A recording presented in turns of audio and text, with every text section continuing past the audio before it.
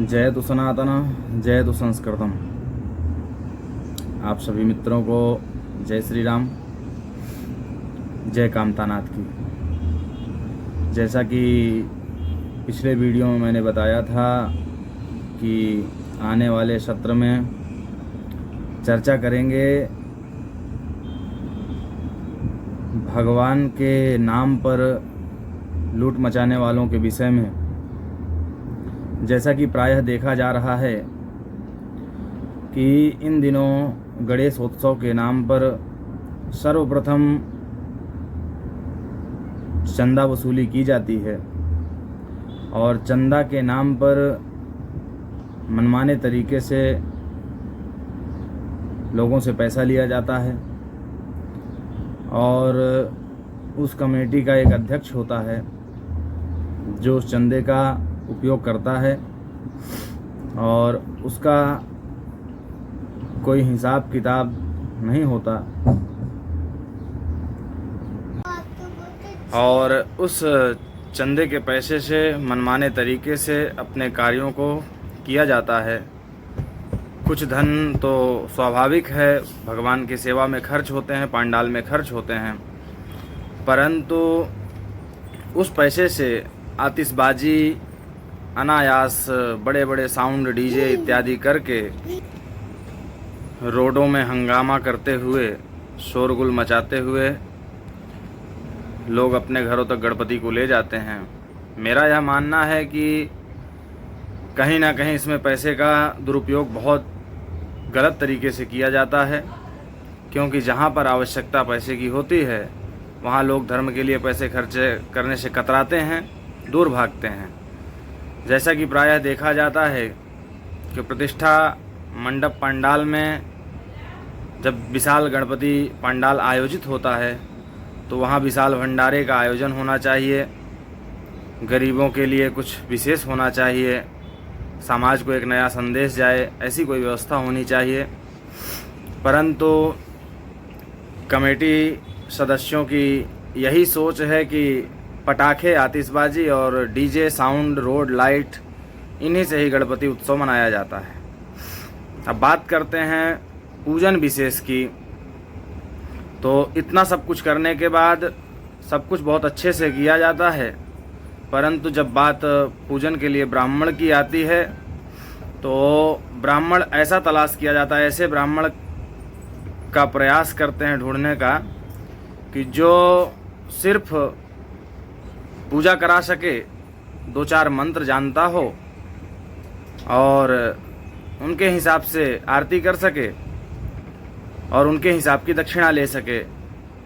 प्रायः देखा जाता है कि अच्छे विद्वान को कार्य के लिए लेने में दक्षिणा ज़्यादा देनी पड़ती है और अच्छे विद्वान कहीं ना कहीं प्रायः लोगों को महंगे साबित होते हैं। इस वजह से लोग अच्छे ब्राह्मणों का चुनाव नहीं कर पाते।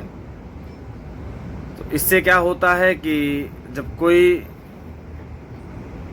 सड़क में घूमता हुआ व्यक्ति यह कर्म करने लगता है तो वह क्या करेगा? वह भगवान की प्रतिष्ठा बेढंग तरीके से कराएगा। प्रतिष्ठा कराने के बाद भगवान की पूजा भी अपने मनमाने तरीके से करेगा और भगवान की आरती भी साउंड इत्यादि के माध्यम से कराएगा। तब प्रायः देखा क्या गया है, अब यहाँ पर अच्छा ब्राह्मण करते हैं, उसको अच्छी दक्षिणा देनी होती है, उसका सम्मान करना पड़ता है, जो कि कमेटी वालों के बस की बात नहीं होती है। कमेटी वाले ब्राह्मण का सम्मान, धर्म का सम्मान, सनातन का सम्मान करना नहीं चाहते हैं। वह तो एक नौकरी के रूप में ब्राह्मण तलाशते हैं कि नौकर के रूप में ब्राह्मण आए जो हमारी तैयारियां करे और हमारी पूजा कराए। परंतु जब कोई अच्छा वैदिक ब्राह्मण, कर्मकांडी, विद्वत जन किसी को प्राप्त होता है तो वह सन्मार्ग दिखाता है, भगवान की विधिवत सेवा करता है, करवाता है। तो मेरा तो यही आशय है कि जब भी ऐसे कर्म हों, ऐसे आयोजन हों, तो श्रेष्ठ ब्राह्मण का चुनाव किया जाए, उच्च स्तरीय ब्राह्मण के द्वारा भगवान की पूजन अर्चन कराई जाए।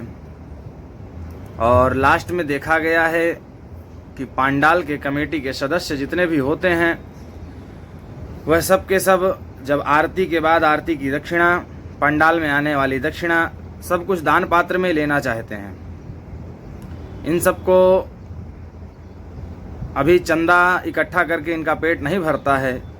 जो कि ब्राह्मण गला फाड़ कर आरती कराएगा, जो ब्राह्मण पूजा कराएंगे, उनका धन, उनको दान में आया हुआ धन, उनके नाम पर आया हुआ धन, उनकी आरती की थाली में आया हुआ धन, आजकल के बड़े लोग उसका आहरण करना चाहते हैं।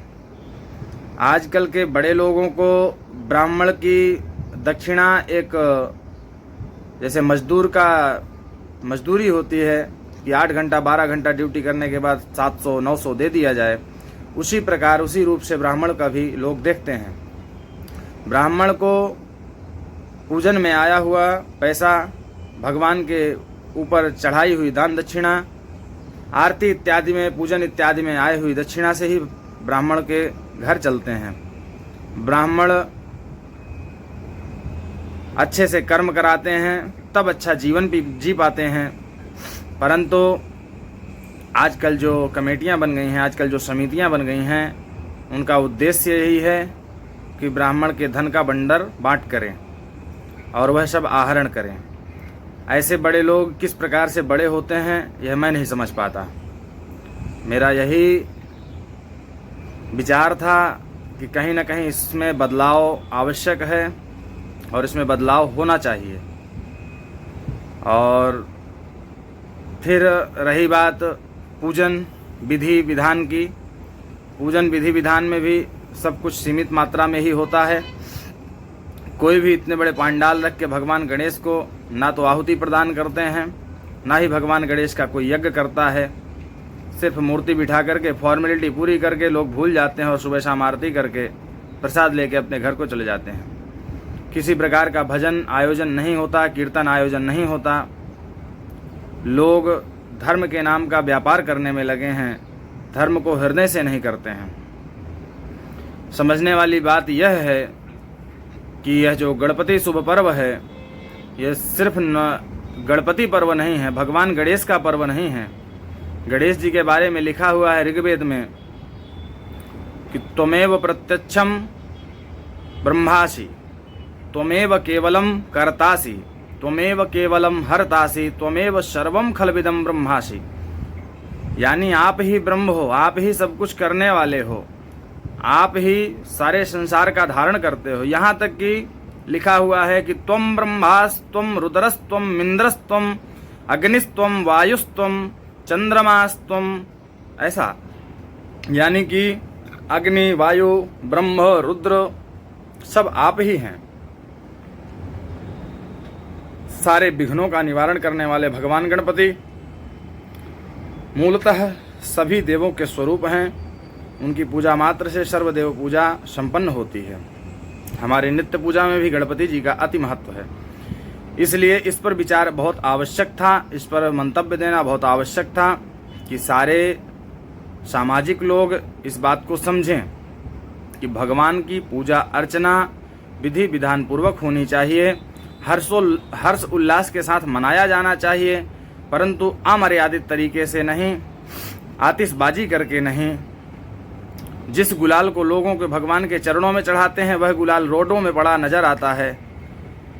इस आतिशबाजी, इस व्यवस्था के चक्कर में कभी कभी हम भगवान की मूर्ति लेकर रोड में चल रहे होते हैं, भीड़ की वजह से जाम लगा होता है और कोई बीमार ट्रैफिक में फंस जाता है, हमारा उस ओर ध्यान नहीं जाता क्योंकि हम अपने हर्ष उल्लास में मस्त होते हैं। तो इन सारी चीज़ों का ध्यान में रखते हुए मर्यादित तरीके से इन आयोजनों को आयोजित करना चाहिए और आयोजकों को विशेष ध्यान देना चाहिए कि इन आयोजनों को मर्यादा पूर्वक अच्छे से संपादित करना चाहिए और विशेषकर समिति के और समस्त मंडल के लोगों को विशेष ध्यान देना चाहिए कि ऐसी पूजा, ऐसे अनुष्ठानों के लिए सुयोग्य, सुशिक्षित और कर्मनिष्ठ ब्राह्मण का चुनाव करें और अच्छे ब्राह्मणों के द्वारा अच्छे विधि पूर्वक पूजा संपन्न करावें एवं ब्राह्मणों को अच्छी दक्षिणा देकर ब्राह्मणों को प्रसन्न करें, ताकि नित्य 1 वर्ष तक ब्राह्मण आपके लिए कल्याण की कामना करते हैं, तो ब्राह्मणों का भी 1 वर्ष तक अच्छा कल्याण होता रहे। और किसी भी प्रकार से ब्राह्मणों की आरती की मूर्ति पर और भगवान के ऊपर चढ़े हुए दक्षिणा का आहरण ना करें। ऐसा करना अघोर अपराध है। लोहे के चने पच सकते हैं, लेकिन ब्राह्मण के नाम पर ली हुई दक्षिणा और उसको हजम कर जाना किसी आम मनुष्य को नहीं हजम हो सकता। इस पर विशेष ध्यान दें। जयतु सनातन, जयतु संस्कृतम, जय जय सीताराम।